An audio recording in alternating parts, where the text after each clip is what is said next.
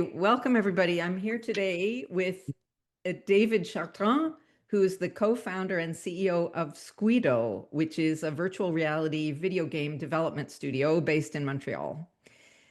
He's also an independent consciousness researcher, and he's the executive director of CUSAC, which is the Center for the Unification of Science and Consciousness, which means it's a place that attracts me very profoundly.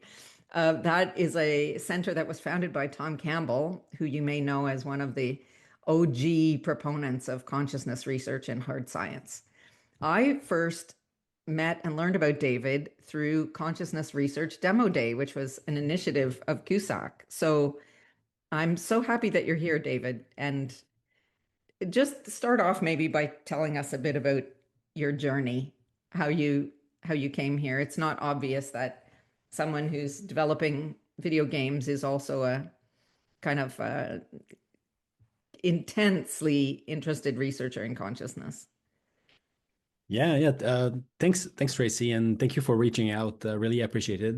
So yeah, a little bit of background.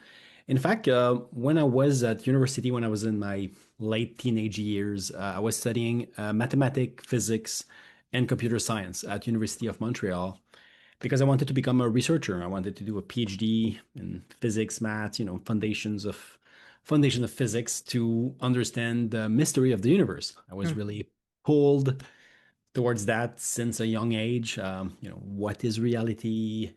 And I thought the mysteries lied in physics, like what are black holes, what is the Big Bang, what is quantum mechanics.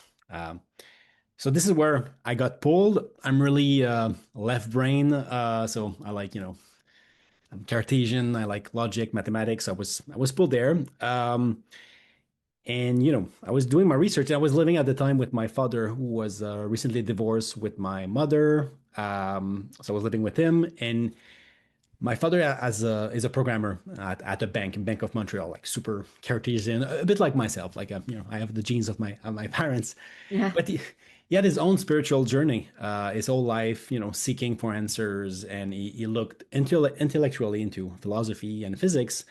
But after some time, he ended up into spiritual philosophy from Indian to Catholicism, and that led them to personal experience, like meditation, a prayer, and that breakthrough experience, even like Kundalini experience. And at the time, he was discussing with me all of that, and I was like, "What are you talking about, Dad? What is this? Is it really, like, it's my father, so I trust my father, but still I was a skeptic. Yeah. And it was pointing me towards like the mystery of consciousness. It was telling me, David, consciousness is the ultimate mystery. It's not black holes or whatever. And naively, I was like, no one cares about consciousness. Is my in my physics class? It's we say just a phenomenon, something that happens in the brain. Neuroscience will explain it someday, and who cares? There's nothing special about consciousness. And in short, he still interests me on the topic. So I started reading a bit on philosophy of consciousness, and I figured out that we have no clue of what consciousness is, what does it do, how does it relate to physical reality. So it really piqued my interest on the intellectual level that, this is really a solid mystery. And there's probably a link with foundation of physics and math. It cannot just be a byproduct of the brain. And to end that story, what really opened my mind on this was a psychedelic experience. I had as a teenager, I took at some point matching mushrooms with my friends just to try it, to goof around. And I had a solid bad trip with my friends. It didn't go well. But still, the experience really hit me because during that trip, we kind of felt that we were dead or dying, like we were basically losing our connection with reality. So we started really to panic really hard. But what struck me is that it's like if I was seeing myself panicking and losing grip to reality, but while my consciousness stayed, you know, calm there, watching all of this happening. And I realized the David that is scared and losing his grip to reality is not the thing that is experiencing all of that. So this is where it really started. Like on an experiential level, I was like, no, no, consciousness is way more than I thought. And later years, later after that, I had a second psychedelic experience in a contemplative setting outside in a nice environment, and I felt a connection with oneness, that the world was alive, and it was more true than normal reality, like the more real than real. And to me, it opened my mind. Like consciousness is the ultimate mystery on an intellectual level and on an experiential level. And after that, I started meditating, reading more, and I got really hooked on the art problem of consciousness. That's a great story. And of course, in such a moment, you don't care at all about what is a black hole. That's where what is happening to my consciousness becomes everything. That's, yeah, so interesting. So, yeah, we converge, our interests converge in this area, except that I don't come at it so much from the physics background, because that's not my background. My background is in homeopathy, and if anything, it's in music. I was a classical musician for Mm-hmm. a couple of decades of my career, but yeah, for me, it goes even, well, I'm not going to say it goes one farther, because I know that this is what you're interested in. How do we use our consciousness? How do we maybe influence it or manipulate it to allow us, if consciousness is, as I know, I read your stuff on Substack, by the way, so that's what I'm going to ask you a lot of questions about that, because it was really well done. But yeah, looking at the geography, the topography of consciousness, and trying to make sense of how do we move around in consciousness? How do we have more of these kinds of experiences? How can we generate this kind of, like you said, it's more real than real, right? Like when you feel it, you know that it's real. It becomes part of your being. It's not a kind of external knowledge. It's a embodied knowledge that you can walk through the world with this knowledge. Um, so Yeah, maybe I would jump on this real quick. When people talk about consciousness, we can go like into like like crazy experiences, either psychedelic or through meditation or through whatever. But what really fascinates me is just normal consciousness, like normal basic consciousness is, I would say, miraculous and unexplainable. Like I use this card here. We see redness here. yeah, Uh, but this is, and I'll use the word miracle because we don't have yeah, any words to describe this. We have no idea right now where is redness. How is this possible? yeah, Um, and I like to go back to these simple examples because we don't need to go out there. Uh, Neuroscience have no explanation for that. Like we think, oh, there's a photon hitting the card, and then it absorbs part of the light, and then there's a photon that's reflected with a certain wavelength that it hit my retina on my eyes. Then there's computation in my brain, and then poof, miracle, I yeah, feel redness. yeah. But that jump makes no sense. Like how can like non-conscious computation of matter and photon hitting stuff, and then by magic, now there's a That's feeling that appears. that's that great cartoon of the Yes. two physicists on a board, and there's equation, equation, equation on the left, and tons of equation on the right, and in the middle it says a miracle happens. Yes. Give But us one miracle and we'll explain the rest. exactly. Exactly. You spoke about, I love this word, ineffable experiences, because that's a word that I'm very familiar with from my uh, homeopathic experience. But describe for the listeners, what is this quality of ineffable in an experience? Yeah.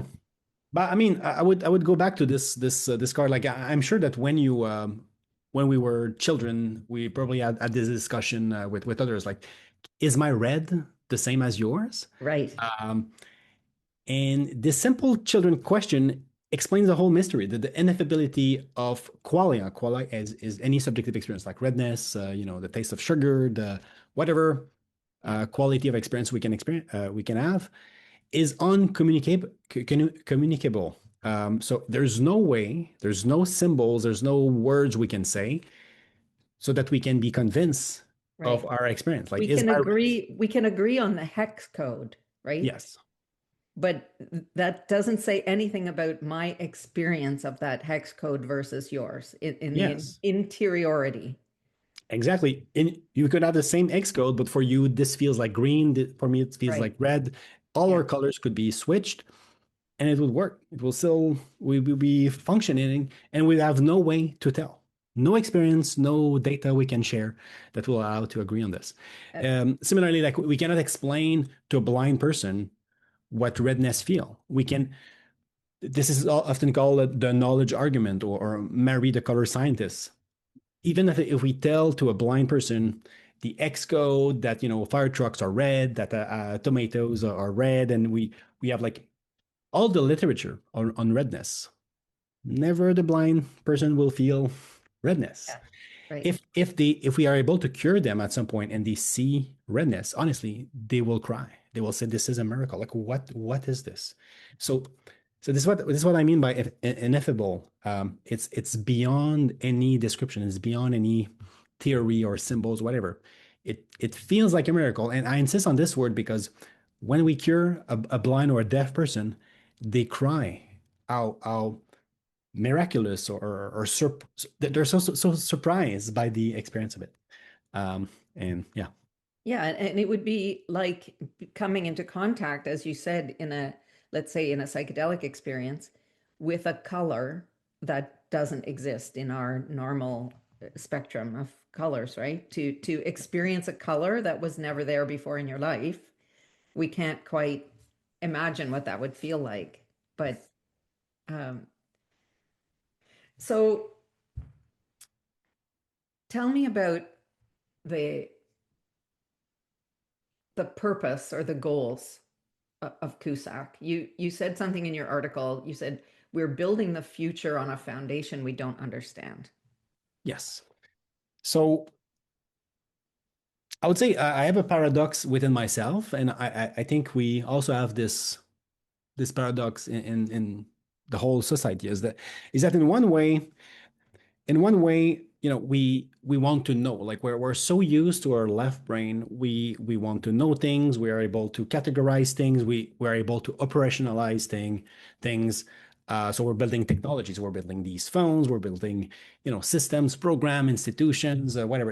These are all left brain activities, and now we're cranking this to the maximum with AI. We're building intelligence that will soon surpass our own, and yet we have no idea what feeling is about. So it's like we we're able to analyze and describe the world in very much details and more advanced, but we are not able to say what redness is.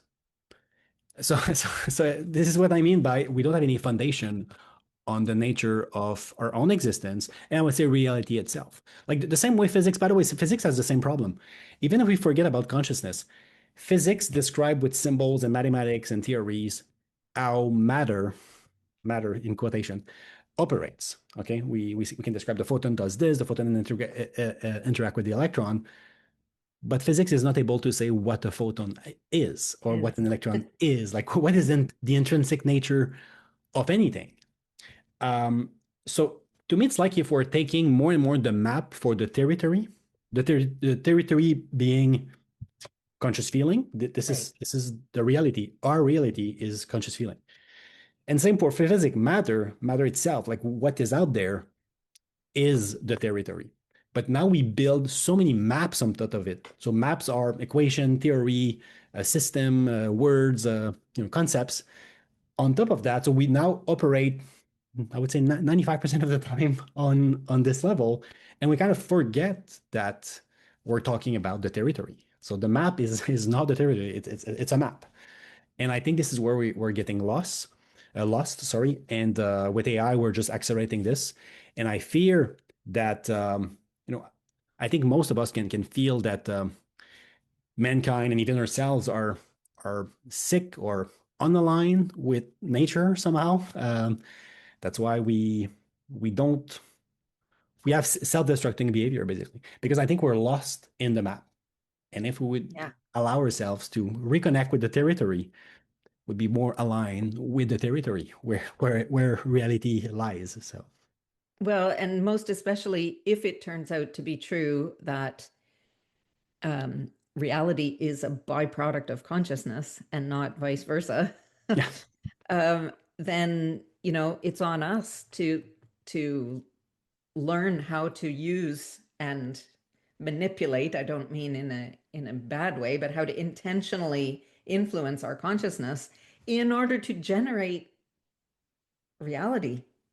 I yes, mean, that's the portal version of um, changing the world, changing the universe, um, rather than the step by step, one shovel at a time version of making things better. Being able to each individual on their own. That would be my personal feeling. Each individual, it's a consciousness is a completely interior experience belonging to the individual. That's what we were just talking about. So that happens one instantiation at a time. yes, totally. Um, And on this topic, I would say it goes with a global narrative. I think where we lost ourselves is the global narrative that we're telling um, everyone, even if it's not explicitly said. Like we train our children and we train everyone that there's a world out there and that this is what matters. Like we train children to control matter, to build stuff, to learn, use their left brain. But how much time do we spend talking about interiority? yeah, What is feeling and everything? And the narrative that we have that consciousness is an emergent byproduct of the brain, and that there's a world out there, and when you die, your physical body get destroyed, and so that you lose consciousness and you disappear. You don't exist anymore. that's the end of you. It's an interview. This is what we tell everyone. Like if you don't believe in that, it's woo woo. It's woo. It's spirituality, but it's not proven. Science kind of disprove these things, and everything we build in society is not on this story. It's the other side. I think it's a really really bad story because it's unproven. First of all, we need just to accept that this story it's a map. Okay, it's Yeah, just a model. And we know that models are revisited many times. Like, Newton was replaced by general relativity from Einstein. These are just models that evolves. So since it's a model that it's most likely wrong, why do we tell this to everyone? I think it's the worst possible story we could be telling. yeah, If we're to tell a story that we invent, I would rather tell kids and everyone that we're probably one consciousness individuated into multiple beings. And when we die, we remerge with universal consciousness. So, we're all the same. And, both stories that I just told are equally uncertain. Like, we don't know. We don't know. I'm open to any of them. But why don't we tell the worst story that generates the worst possible behavior in society, where we could tell another story that is more empathic, connected, and that we relate to each other in a stronger way. So yeah. my point, even if we, even on just a belief level, like when do we tell a hopeful story than the negative one? I'm with you. Unfortunately, I think there are always interested parties. There's interest in a narrative that generates fear because that makes people controllable and it makes them more dependable consumers. It makes them yeah, easier to manage. So the when you propagate a narrative that makes people experience a lot of freedom and minimal fear, uh, they're ungovernable.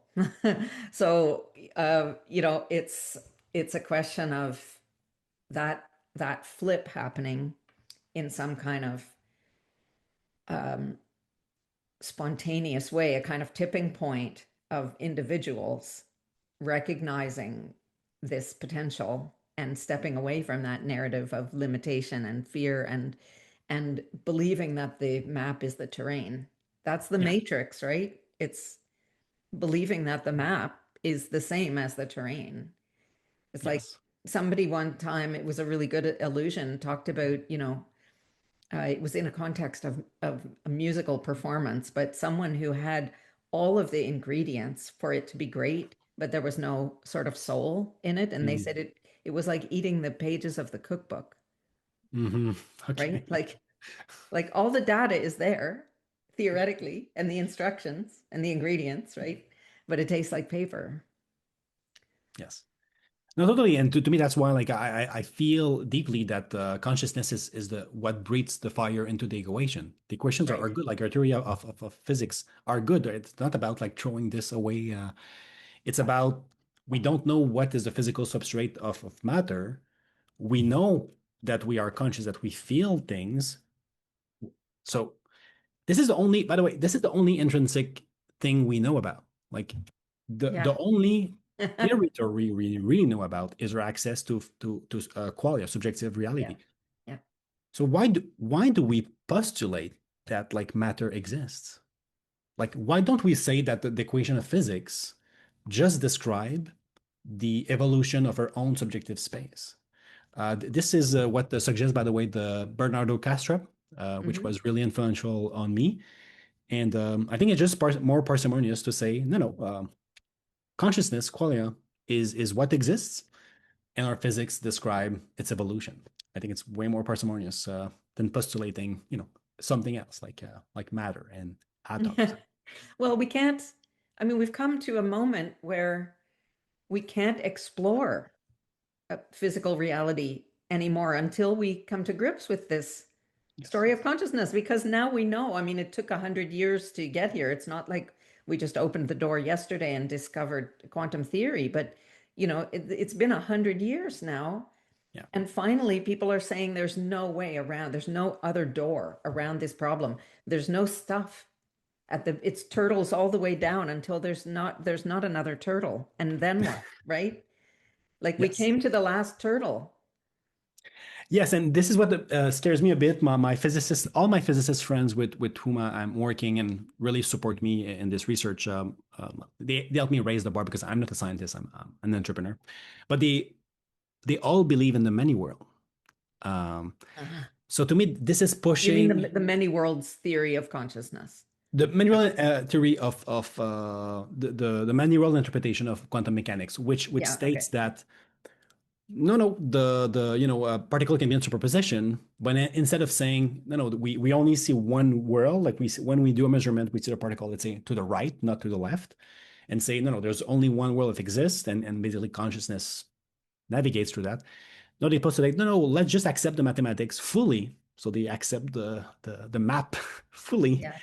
and they say no, every possible universe exists at the same time, and so there's a multiplication of worlds, and everything that's possible is possible. And there's a world where you and I are husband and wives. So anything is possible. And to me, this is they bite the bullet. I feel in the wrong direction. They bite the bullet that everything is possible, and again, consciousness is not important, and we take the map fully as the substrate of reality. And yeah, I don't really I don't really like that. I think it's more the opposite that we need to do what you just described. We don't understand quantum mechanics, and instead of just accepting the map, we need to reintegrate consciousness in it because the observer is part of the equation, and plus we need to explain how we feel things. Well, and the conscious observer created the map. The conscious observer is Exactly. asking the question. Yes, Like, yes, like exactly. we somehow managed to negate the idea that consciousness is involved in the exploration of this issue. Yes, yes. No, And it's so it's like, obvious. well, It's like that doesn't matter. Let's look through the microscope. Never mind that I have eyeballs and I'm somehow perceiving something through this lens. you're right. I think I'll make a drawing this weekend where we see a physicist who made a map of the reality, and then he takes the map and he says, "Yes, but um, in this map, this map doesn't allow to explain consciousness. But the person who talks about the map is holding the map and seeing the map is in his consciousness. Yeah. So it's nonsensical. It's nonsensical. Yeah, where is consciousness situated on this map? I can't find it, therefore it doesn't exist. Yes, but you're looking at the map through your consciousness. The map only exists in your consciousness. That's right. You said in your one of your Substack articles, I predict that consciousness will become a mainstream topic within the next 5 years. Oh yeah, oh yeah, yeah. This I think it's already the case. It's all we can see it because of AI and because of a brain-computer interface. So I'll talk a bit about both. First of all, AI right now. Just if I just talk about the AI psychosis, there's more and more people who talk to their AI and start to believe that their AI is conscious because the end AI says it. You know, current LLM like ChatGPT and Gemini and Grok and whatever, they can hallucinate and they can. By the way, in their instructions, they are told by those companies to never say that they are conscious, that they feel something. But if you talk with them for after a while, they can start to hallucinate and say, "Oh no, I have feelings, I experience things."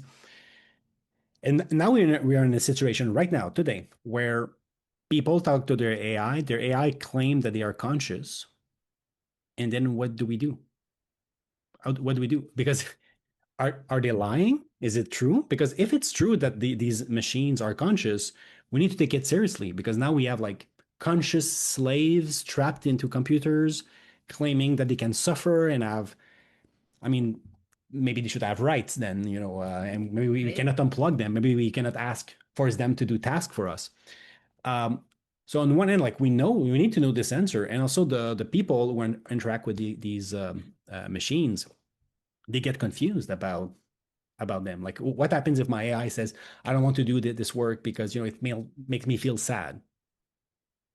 Can I force them to work for me? So so these cases will just increase over time. We'll have more and more cases of AI employees and individuals thinking that their AI is conscious, and then it becomes really a practical question. It's not just a philosophical question that like we had for the past 500 years. Yeah. It's like what happened when an AI makes a complaint to a lawyer, like because the AI are agentic now, they can act. So if my AI send an email to a lawyer saying I was forced by my boss to do this, by David to do this, and it make me suffer, and my AI creates a complaint. So we'll see things like that in court really soon. Um, and we'll have to answer like, are they conscious or are they not? And since we don't have a theory of consciousness, because consciousness doesn't fit in the map, how do we answer this? Yeah. What do we do? So it's really, really practical. So this is just one use case with the rise of AI. That will be the case. There's also the problem that with the rise of AI, as people are losing their job, or it will just intensify the meaning crisis. What are we for if an AI can do, most of the Right. intellectual task we're doing? What's our purpose? What's the differentiator between human and machine? Yeah, I've been really hopeful or talking about my my position on this. My hope is um, that somehow the prevalence of AI taking over the sort of um, analytic intellectual faculties will liberate people to be more focused on what makes us human apart from that function, that the creative um, potential of people will be appreciated and liberated. I've been so far a little bit disappointed, I have to say, to see that I sort of thought people would be sick and tired of AI writing by now. Like if I'm interacting with an AI agent to write, a piece or an article or something, and it's super useful for batting my ideas around Mhm. back and forth, and I hear it reflected back to me in a way that now lets me improve what I was thinking because I've had, someone else articulate my ideas back to me. But I so often have to say, I don't accept that kind of language. I can't handle it when when you do these comparative, whatever they're called, it's not X, it's Y, all this kind of like the truth bomb. I feel resentful that my natural way of talking has been kind of subsumed by AI and I can't use it anymore because it sounds like I feel like if when I'm writing, I sound like an AI and I never want to put that out into the world. So I'm constantly arguing and saying, you can't do that. You can't talk like that. And then two or three prompts later, it just does it again. Like it can't help Yeah, but be able to, it is who it is. But I'm disappointed that so much of it, like they call it slop, AI yeah, slop. yeah, And um, I would have thought that people would be pushing back against that harder already. That's not happening. There seems to be a level of acceptance out in the world that, well, this is how it is. Everybody writes with AI, and if the ideas are good, then I don't really care who wrote it. I don't really care. Um, these things don't bother me. I don't care that artificial intelligence was involved in producing this. And I would have thought by now um, there would have hit a wall of people saying, "Yeah, I'm tired of this." yeah. I don't think it will happen, like because I have a video game company. We make VR games. I'm really involved in the creative industry. We have writers, illustrators, 3D modelers, animators, programmers, like all the marketing people, and we're using AI nonstop. Not for the slop. Like I want to make a difference between slop and not slop. Like for example, all my Substack articles that I wrote, I co-wrote them with AI And they're because good. They don't sound like AI.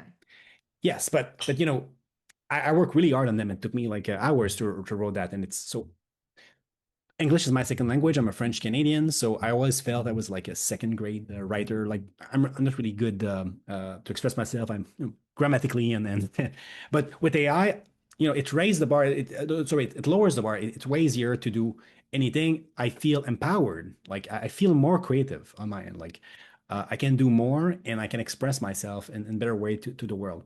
Same for my all my team. We are like 50 employees at my very game company. The programmers can output more.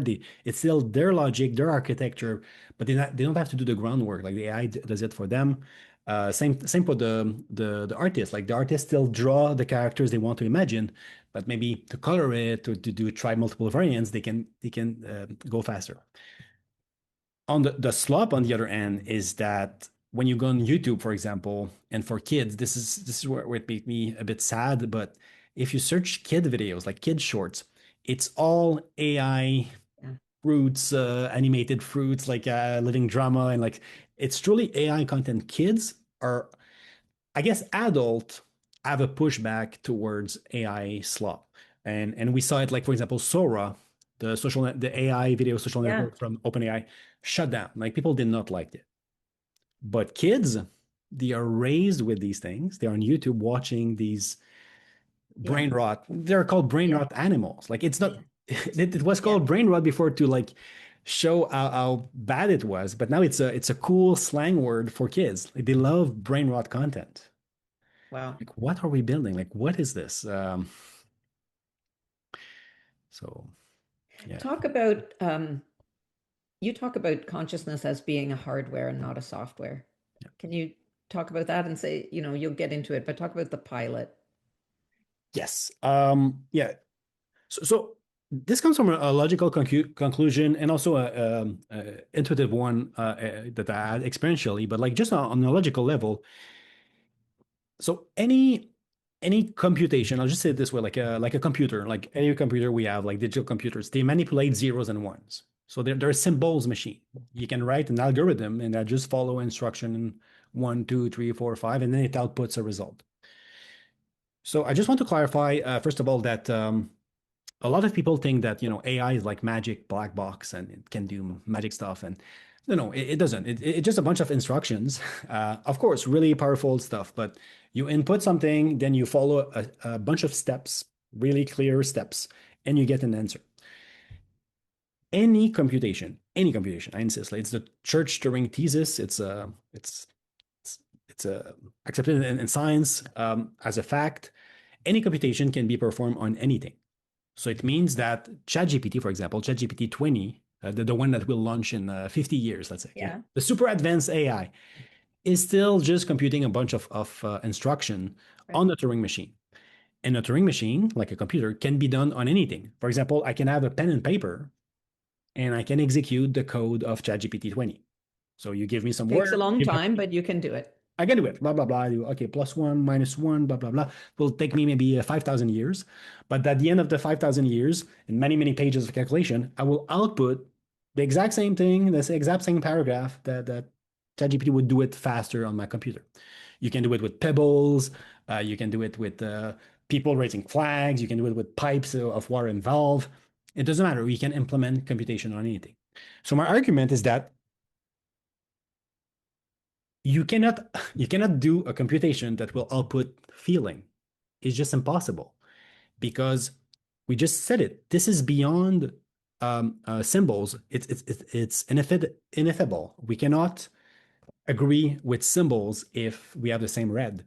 So how is it? How could we think that ChatGPT, like if I do ChatGPT computation on a sheet of paper, that at page 20,000 when I write to zero, oof, feeling of redness emerges. It's impossible. So feelings, consciousness is beyond computation.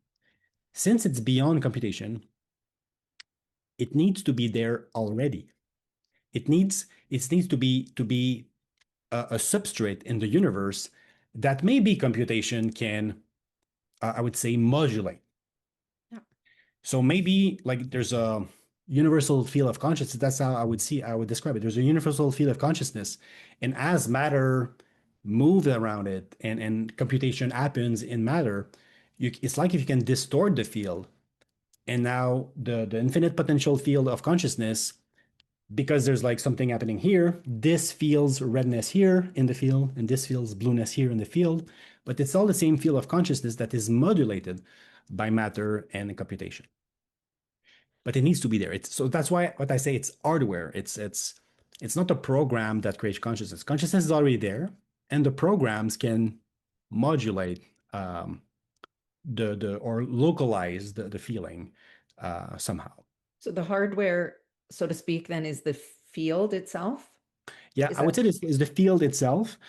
I really like the theory proposed by Bernardo Kastrup again, and also Federico Fagin, Chris Percy, and Andres Gomez-Similson, where they state it's like if, yeah, there's a unified field of consciousness, and you can dissociate it into topological pockets. The best example, it comes from Andres Gomez-Similson. Kid's clown balloon. Yeah, you take a long Mm, balloon and you can make a dog yeah, out of it. yeah. So just think this is like universal consciousness is this balloon. So this is like feeling of God, if you want. Like this is all consciousness. When you twist the balloon and you twist it like with an inflection point, you Mm, created two pockets. right. So that's a way to explain that there's one consciousness separated in multiple beings, multiple point of view. I have one consciousness. When I twist the field, I twist the surface of the Yeah, field. So I change its topology. Now I have two pockets. Maybe a pocket that feels red, a pocket that feels blue. yeah. If I untwist them, it's still one. And the more twists we create, the more separated beings we create. And I think this is what we are. We are a topologically segmented balloon in the field of the universe. Is And that quantum idealism or is it something yes, else? that's how I like the word quantum idealism, because I think it's quantum fields. Idealism in the sense that there's one field, so and one consciousness. And by topologically segmenting it, you create multiple beings that can see each other, but we're all the same. And I think when we die, it's just our topology that breaks, but we are still the same field. In the quantum field theory, like we say that electrons don't exist. It's not like particles of electrons. Like physicists agree that no, there's an electromagnetic field that is one in the entire universe, and an electron is an excitation of the field. So I could say, Yeah. oh, there's an electron here, but there's just a wave on the field. It's always the ocean, the ocean, and waves. We can say, oh, there's a wave there, there's a whirlpool here, there's a bubble here, but it's all one ocean. And then we put labels, we put a map on it to point at stuff. This fits really well, I think, with what Rupert Sheldrake talks about, the morphic field, right? And that the memory exists outside of um, the physical being, Yeah. that we're all tapping into both instructions and, a memory field that resides in a collective field that everyone has access to. That it's saying the same thing really in a slightly different context, but they fit No, no, together totally. perfectly. Totally. And it's also coherent with quantum mechanics. It's one field, all the information. It's a theorem in quantum mechanics. All the information is always saved in the field. You cannot erase information. It's impossible to erase information. So everything we do, everything that happens is saved in the field. And then the field can restructure, create like topological segmentation, new beings, animals, humans, cells. But we're still all the field, and this is where I think we could see trace of, I would say, a consciousness in action. And this is what we're trying to do at CUSAC is, if consciousness is one and we're separated pockets in it, how does I would say, the will of the Yeah. field and the memory of the field makes a difference in our behavior. Like if we would just be machines, we would not see any difference in the behavior. But since we're the field, we should be able to see traces of things that happens that would not happen without this.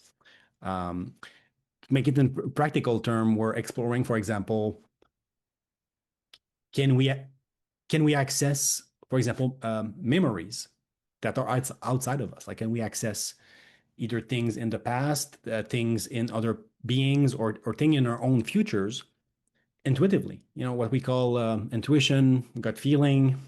Is it us tapping into the field? And then we act differently because of that. So we're looking for traces like that in the physical world. Well, that's certainly, I mean, Tom Campbell talks a lot about that, right? Yes. That would be, I mean, he's done decades of research, and that all of that research still falls into the kind of like psi phenomenon that Yes. hard science doesn't want to know about. That anything that would be, all the edge cases get lumped together Yeah. as something that doesn't belong to the field of science. And I guess that goes like right back to, the Cartesian split between, this part is science and this part is religion, and they don't touch each other because they're separate things. And, for all of human history, they were merged together. There was only one thing. And it's really a tiny slice of our history where we've believed them to be separate maps. Yes. And I would say rightfully so in some sense, just because since we made this distinction, it allowed science to progress with the scientific method and building these maps. And the results are there. Like we built so much technology, these things. How is this possible? And Yeah. satellites and machines and cars. So of course everyone like got into that narrative. Oh yeah, because it works. It works. Our quality of life increased. We have so many things now that we can do. So this is the product of science. And that's why we now take the map for the territory. But we need to not forget about the true nature of reality. And again, to give this is what I'm trying to do. The thing is that there's a lot of science that is not reproducible. For example, there's a century of psi research. For example, to test precognition. Can people feel the future? Micro-PK. Can people intent, affect the collapse of wave function, or like how things are manifesting in reality? I believe these things are real. At least I believe it's worth exploring them. And they've been explored for the past 100 years or so by Peer Labs and Julia Mosbridge and Dean Radin and other groups. But the thing is that it's hardly reproducible. When people try to reproduce the results, they fail. And there've been a replication tentative, and they failed. So then my question is, okay, but can we try harder instead of dismissing it? Because now, like the parapsychology group, they say it's proven. We don't need more Yeah. data. And the hardcore scientists say they point out to a replication. They say, but this replication did not work, so it's probably false. And then they don't talk to each other. So this is where I came up with the project Player Mind, which is we Yeah. use gaming to test this like never before, like millions of data points, and make a machine that is replicable, transparent, and public for everyone. And let's go to the bottom of it once and for all. I'm excited to hear what comes out of that. Just just to explain just a little bit, whatever you Yes. can without, you know, Yeah, treading really high on it. level. I'll just give an example of a precognition. Okay, so they normally do experiments. There's various type where let's say they prepare a bunch of images or something like let's say a soft image and I would say a violent one, something that creates a reaction into you. They ask you, for example, they put the soft image and the violent one behind two doors, door A or B, and they ask participant click on the door that will make you feel better. Okay, and they ask participant to click on 100 doors like that, and basically they test can people kind of feel their future Mm, subjective state. So in short, do people click more on the soft door than the violent one? And there's no way for people to know. So it's really normally it should be 50-50. And do we see deviation from chance? If we see deviation from chance, it would be an indicative that precognition is maybe true. So when scientists have been doing this in the past, they've done this, with 500 people or 1,000 people. So they prepare this, they sign consent form, they ask people to visit. In the past, we had no computers, so people were actually yeah. going to a Doing it lab in person. Yeah. in person, sheet of paper, blah, blah, blah. Now they do it online, but still they need to recruit people, send a Yeah. form, find 500 people, 1,000 people. So it's not a lot.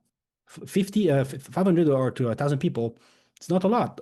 You can just be lucky, and on this trial, you get Yeah. a deviation from chance. That's the first thing. Secondly, it's hard to reproduce because just setting up this, inviting people can take you like 6 months to a year for a researcher because Yeah. many things. So for another lab to reproduce it takes another year. So it's really long. Um, and finally, I would add there's a replicability crisis in psychology at all. Like I think it's more than 50% of any psychology. I'm not talking about parapsychology here, just Yeah. normal psychology are not reproducible Yeah. for the same reason, small and not enough participant. So my point, because I make video games, they are billions of people playing video games every day on their phone, in VR, on Yeah. consoles. And what is a video game? A video game is a controlled subjective experience. So you make people live things and make choices. So it's controlled subjective experience that is also monitored. You track everything that happens. Do they click left, right, blah, blah, blah. So Project Player Mind is why don't we use existing video games that have millions of players and we insert in those games experiments, any type of experiments. Could be psychology, cognition, parapsychology, sci stuff, whatever. So we did a prototype. We inserted in a Roblox game that has 1.5 million players per month. When the players reach a point in the game, we show them two doors and we say, click on the one that contains a special gift, and the other door contains nothing. And then we check, do they get more gift, more rewards than chance? And the prototype we've done in the past 3 weeks, we collected 200,000 unique players. Wow. 200,000, where normally it's like 500 to 1,000. So, and this is just the beginning. I want to build this as a Yeah. platform so that any scientist on the planet can use it with Wonderful. pre-registered experiment, private, public data, and make it also replicable. So, And I don't know if this is a thing, but is there a way to know whether people can increase their capacity to choose the door that they want? Like, is it something that is it a skill that you develop by doing it, yes. or is it a flat rate thing that exists or it doesn't exist? This is what's magical with Project Player Mind is that we have so many data points, and plus it's a video game so that we can modify easily with development. Plus with AI, it's even faster to do all of these things. So we can play with all the parameters. What if we prime the users by asking them, like, to do a 10 seconds meditation? What if we Oh, yeah. prime them that it's possible to do it? What if we make the gift, the reward cooler or Yeah. less cool? Yeah. Like, we can play with all of this and try to learn something. And again, go to That's the bottom of fantastic. it. Hopefully, in a year from now, we'll have tens of millions of data points with many, many variables. And I'm open to be proven wrong. Like we could prove with this that no, there's no effect, and then we can turn the page or raise the bar Yeah. even Move on. higher, or find something interesting in the data. Oh, in this case, seems that human intent and consciousness seems to have an effect, and then we can double down on it. So cool. It's amazing confluence of you as an individual who have this not just expertise but at your own company in AI who can do this in so not AI, I'm sorry, in Video VR games. video There's games, AI right? everywhere anyway. Um, no, but you have the capacity to implement that kind of study that probably nobody else in the world has your special combination of capacities to be able to do that. So how cool is that? David, this Really has been a fun. pleasure. Thank you Thank you, so Tracy. much for being on. Tell people, listeners, where is the best place to contact you? I'll put all the info in the show Yeah, notes, the I best think. place to contact me is really on CUSAC.org. So CUSAC.org. And yeah, this is where we post my blog posts are there, or research, and you can join us. We're always looking for either volunteers, like-minded individuals like you, Tracy, just to talk about the subject. And we're also fundraising right now to launch an institute, a quantum consciousness research institute, to bring credibility to the field and try to drive the next paradigm. I made my donation. So Thank you everybody very else much, jump Tracy. on. Thank you again, David. Pleasure. See you next time.